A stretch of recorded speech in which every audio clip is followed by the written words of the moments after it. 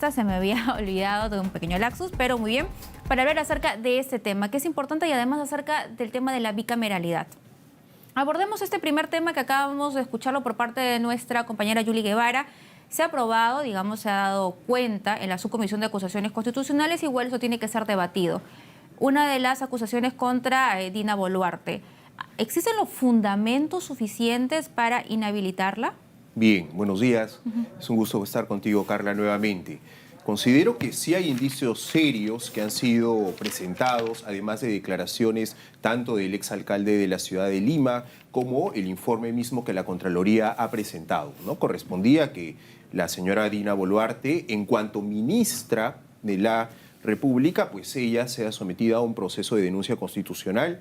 Ahora lo que corresponde es que la Comisión Permanente revise esta denuncia constitucional que ya ha sido admitida por la Subcomisión de Acusaciones Constitucionales.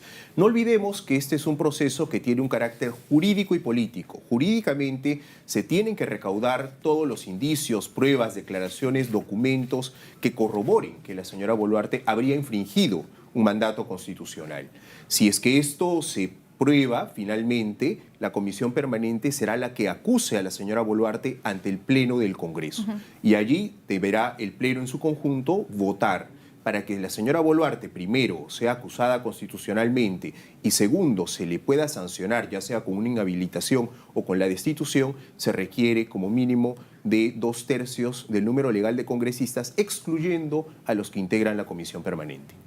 Pero es decir, digamos, en el caso se apruebe esta inhabilitación sería por el tema de la titular, como titular del MIDIS, más no como vicepresidenta. Bien, la Constitución establece que la inhabilitación es para ejercer cualquier cargo público.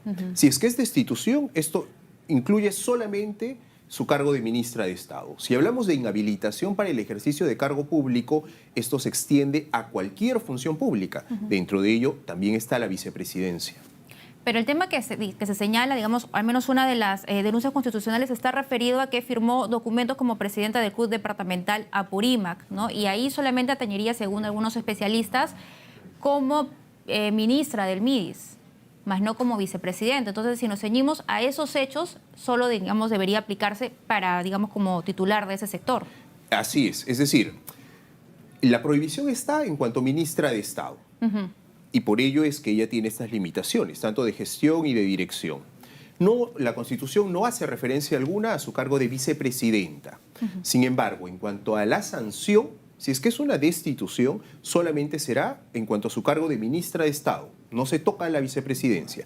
Pero si se inhabilita para el ejercicio del cargo público, allí sí incluimos cualquier función pública. Dentro de ello cabe la vicepresidencia, es un cargo público. Sin duda importante también que se tengan todos los considerandos, pero a su juicio se podría aplicar la inhabilitación, no hay pruebas contundentes, más allá del tema político, que es un tema de votos, sí, a fin de cuentas, ¿no? Pero si nos basamos netamente en la materia jurídica, ¿existe la posibilidad? Hay, en la medida en que se demuestre fehacientemente que ha habido una gestión y dirección. Si es que la señora Boluarte lo único que ha realizado han sido gestiones después de su renuncia a la dirección de esta asociación civil sin fines de lucro, pues probablemente el Congreso va a evaluar esto y de repente no corresponde una inhabilitación, bastaría con una destitución porque infracción ha habido.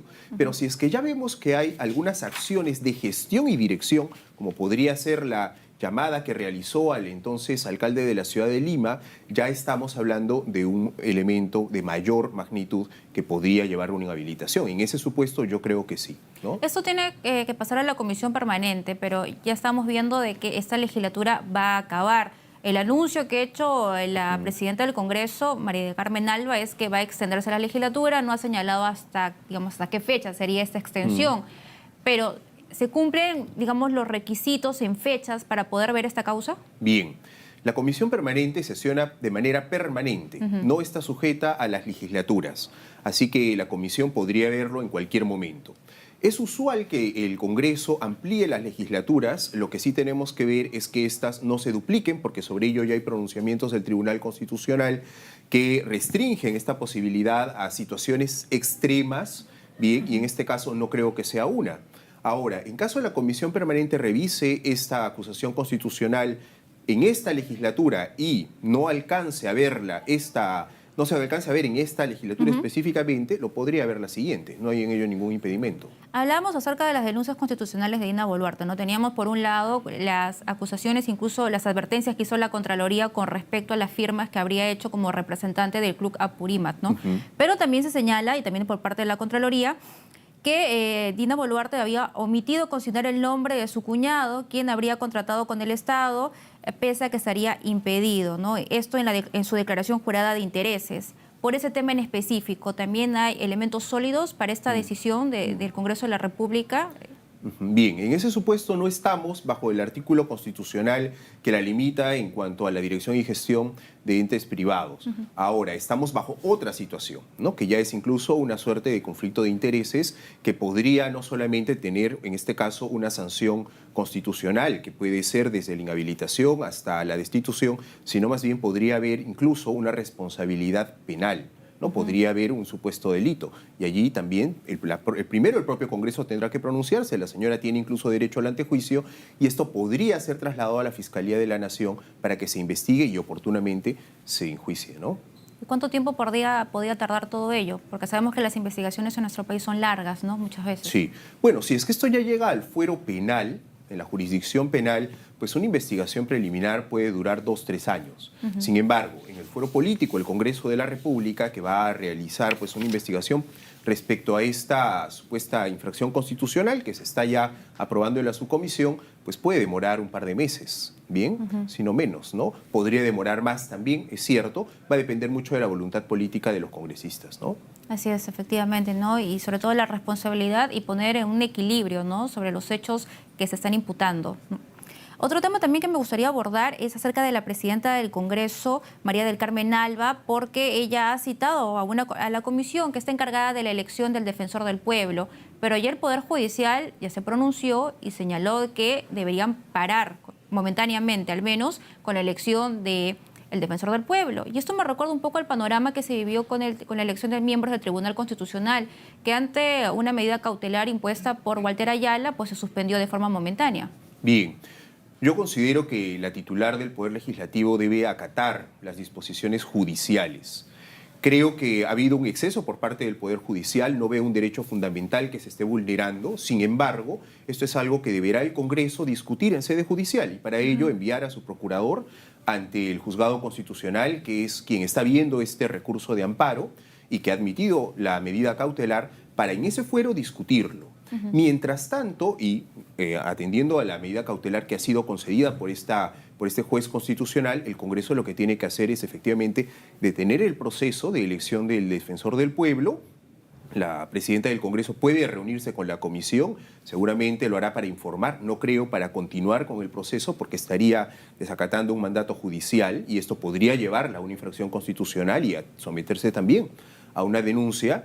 Y acá lo que los propios congresistas también deberían hacer es, primero, pues poner paños fríos. Creo que es necesario elegir prontamente un defensor del pueblo. Hemos visto el rol que tiene la Defensoría, más en situaciones convulsas como las que tenemos, pero la elección tiene que ser lo más limpia posible para que luego no exista un velo que revista no solo al proceso, sino incluso al próximo defensor o defensora, ¿no? Si la presidenta del Congreso no hace caso a la disposición del Poder Judicial, ¿ella también podría ser inhabilitada? ¿Corre ese riesgo? Bien, ella efectivamente, al ser, en caso suceda esto y algún ciudadano la acuse constitucionalmente por infracción a la Constitución, podría también ser sometida a una destitución o inhabilitación. Sí. Y a propósito de la presidenta del Congreso, ella también es parte o tiene una de las iniciativas que ya han sido aprobadas dentro de la Comisión de Constitución. Estamos hablando del retorno a la bicameralidad. Son en realidad, no es la única que ha presentado esta propuesta, ¿no? Es una propuesta, digamos, multipartidaria, porque varios congresistas han sumado a la misma y se están modificando más de 50 artículos de la Constitución. Incluso el presidente en una entrevista se refirió de que era una especie de mini constituyente, ¿no? Y llama la atención porque es este Congreso de la República que no quería una constituyente para modificar la Constitución, pero lo está haciendo. En general, para luego pasar al desagregado de los temas a tratar sobre la bicameralidad, ¿qué le parece el debate como el que se está llevando en estos momentos? Bien. Bueno, el retorno a la bicameralidad se discute en el Perú desde 1993, creo yo, ¿no? Se publica la Constitución, entra en vigencia y van a existir voces desde el fuero académico, político también, que buscaban esto. Hay muchos dictámenes y proyectos que se han presentado a lo largo de todos estos años. En el último Congreso, en el actual, hemos tenido 13 proyectos de reforma constitucional para retornar a la bicameralidad. Este debate que ha realizado la Comisión ha convocado a muchos constitucionalistas, a muchos entendidos en la materia, es decir, que yo no he participado, pero sí he podido leer las opiniones que han realizado muchos de mis colegas de distintas tendencias, de distintas casas de estudio, etcétera, y creo que hay un consenso. Ahora, el dictamen que ha emitido la Comisión de Constitución es bastante perfectible, es muy impreciso en varias de las disposiciones que pretende reformar. Ahora, al modificar la estructura del Parlamento, estamos pasando, o pasaríamos, ¿no?, de ser un Congreso unicameral a ser uno bicameral, es muy lógico que se reformen muchos artículos. Hay algunos que sí son sustanciales y que habrá que analizar con mayor detalle. Hay otros artículos que se reforman, digamos, de manera casi cosmética, porque si antes está establecido en la Constitución que el Parlamento está integrado por 130 congresistas y que a los parlamentarios se les denomina congresistas, bueno, eso habrá que reformarlo para que se establezca que el Parlamento está integrado por 2 cámaras, a unos se les llamará diputados, a otros senadores. Esa es, por ejemplo, una de las reformas. Y así como esas, hay muchas otras más que son menores y que hacen referencia a la nueva composición. Hay otros artículos que sí tienen un elemento de mayor trascendencia y que sí merecen mayor atención, ¿no? Así como está la propuesta y ha sido aprobada en la Comisión de Constitución, ¿existe un equilibrio de poderes entre el Ejecutivo y el Legislativo? Bien, yo creo que va a haber incluso un mayor equilibrio en la medida en que el Parlamento ya no va a estar conformado solo por una Cámara. Una de las teorías respecto a la bicameralidad radica en que el mismo Parlamento necesita un contrapeso. Hoy por hoy, el Parlamento aprueba una ley y en el mismo acto o días después, los mismos integrantes del Parlamento la terminan ratificando. Sería muy ilógico que cambien de posición. Hasta ahora no ha habido una situación como tal, o han sido muy puntuales. En este caso, 2 cámaras lo que van a llevar es a que el propio Parlamento tenga mayor contrapeso. Una Cámara de Diputados y una de Senadores, que no deberían tener funciones totalmente similares, sino más bien distintas, lo que buscará es incluso que ambas se sopesen, que puedan ejercer un control político con mayor reflexión y a la vez, bien, que estén integrados, esto no lo dice el proyecto y creo que es una de sus grandes deficiencias, pero que estén integrados por elección distinta, ¿no? Pero hablamos del contrapeso, ¿no? Porque se señala en el proyecto que el Congreso no puede ser disuelto completamente sino solo una de sus cámaras, ¿no?, la de diputados, y solo si ésta niega la confianza o censura a 3 gabinetes ministeriales.